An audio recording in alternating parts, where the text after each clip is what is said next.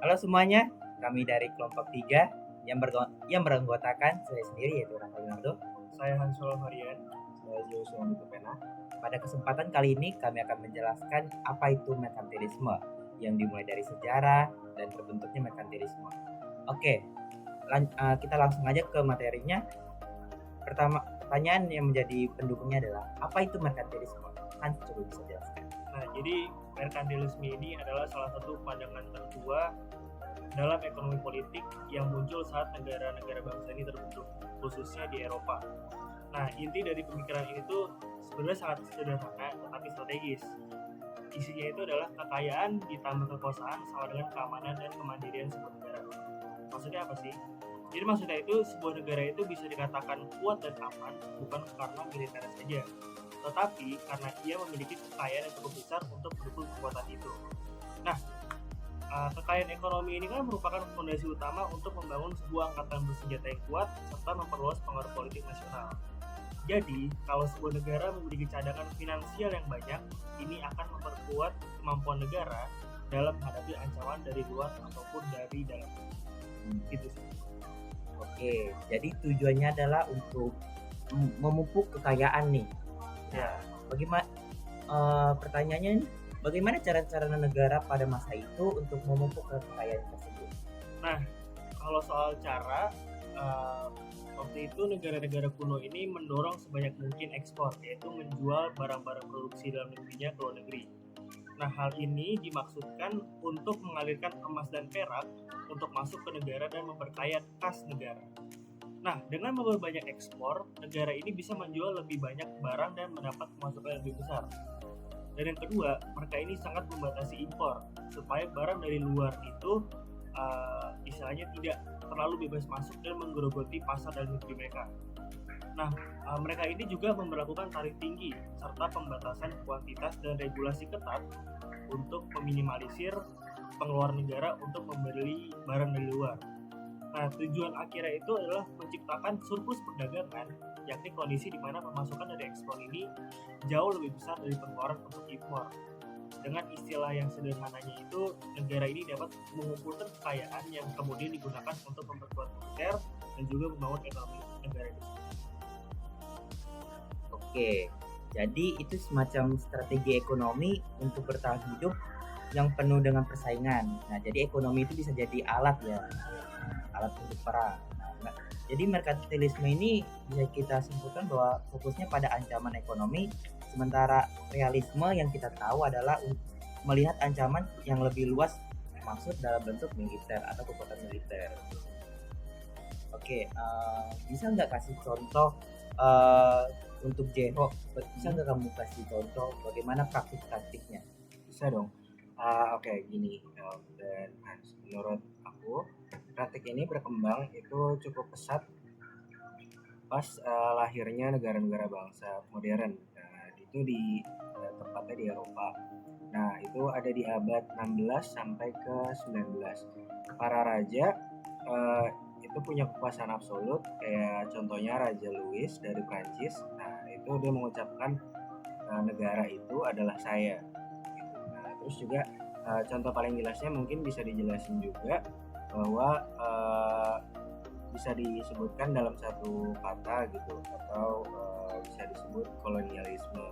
Nah, koloni ini atau wilayah jajahan itu bisa dijadikan sumber bahan baku murah juga gitu untuk negara-negara itu. Dan termasuk seperti contohnya yaitu ada VOC, terus juga ada British East Indian Company, yaitu mereka contoh-contoh kayak British East Indian Company itu memonopoli teh gitu dan tekstil gitu. Semua keuntungan itu jadi sebetulnya intinya dilarikan ke negara mereka, itu keuntungan terbesar gitu.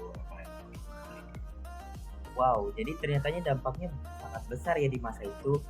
Nah, ini kan Mas yang kamu jelasin tadi itu sejarahnya masa lalunya kan? Yeah. Nah, bagaimana kalau di masa sekarang? Apakah masih relevan di merkantilisme ini dipraktikkan?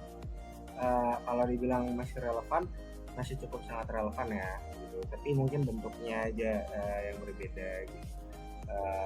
Kayak mungkin zaman dulu ada komunisme, zaman sekarang ada neokomunisme gitu. Jadi mungkin mungkin bentuk-bentuknya aja yang berbeda atau berkembang dari paham ini gitu. Terus kayak misalnya ada neo-merkantilisme itu yang sekarang biasanya disebut dengan diawali dengan kata neo gitu, atau merkantilisme modern gitu disebut.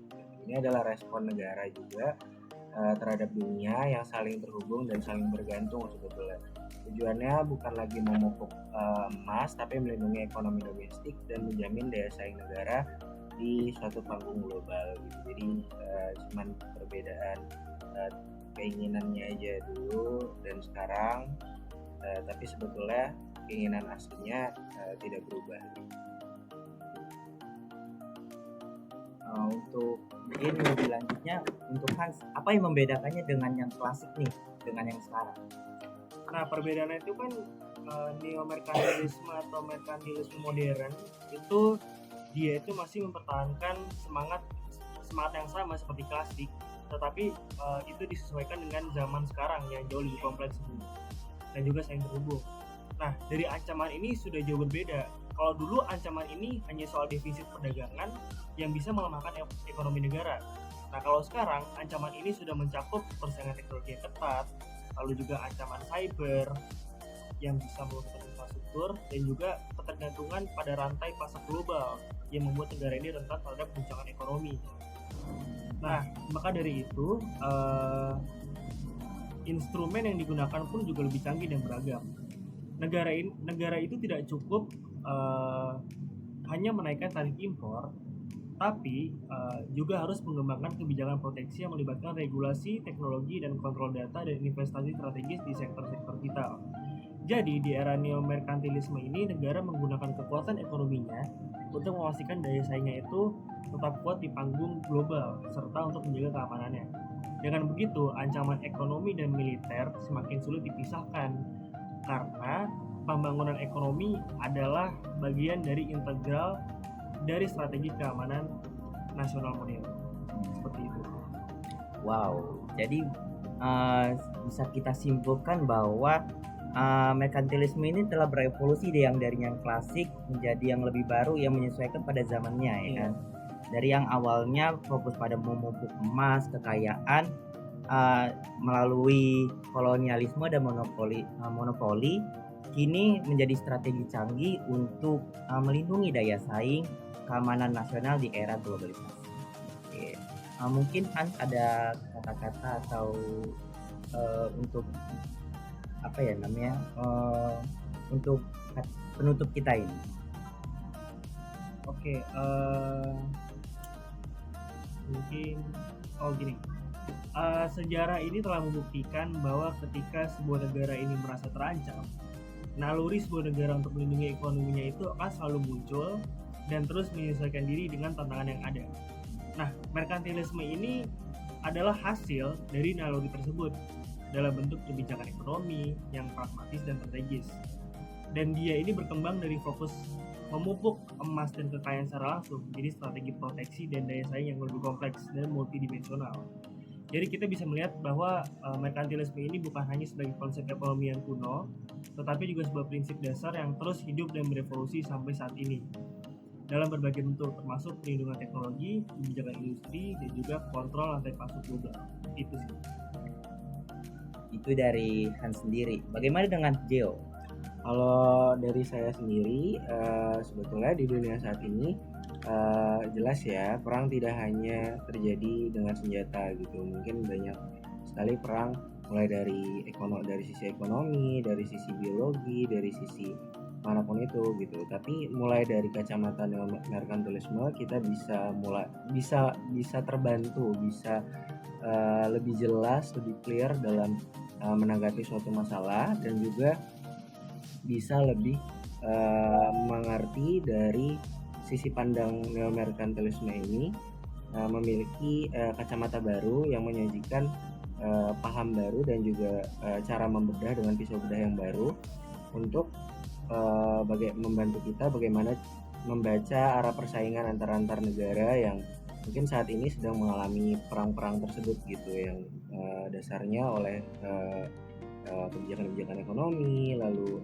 juga ada perseteruan dari sisi biologis dan segala macamnya itu gitu Pak. Oke, terima kasih atas penjelasannya untuk Jeho dan Hans. Eh, dari penjelasan-penjelasan ini kita menjadi lebih tahu bahwa merkantilisme ini ternyata mempunyai sejarah yang besar untuk menggerakkan perekonomian dunia ini. Tidak terasa bahwa kita sudah di penghujung video ini. Sebelum kita menutup video ini, jangan lupa untuk teman-teman yang melihat ini untuk like dan komen apa kekurangan dan kelebihan dari video ini. Oke, kurang lebih dari kami. Sekian, terima kasih. Terima kasih.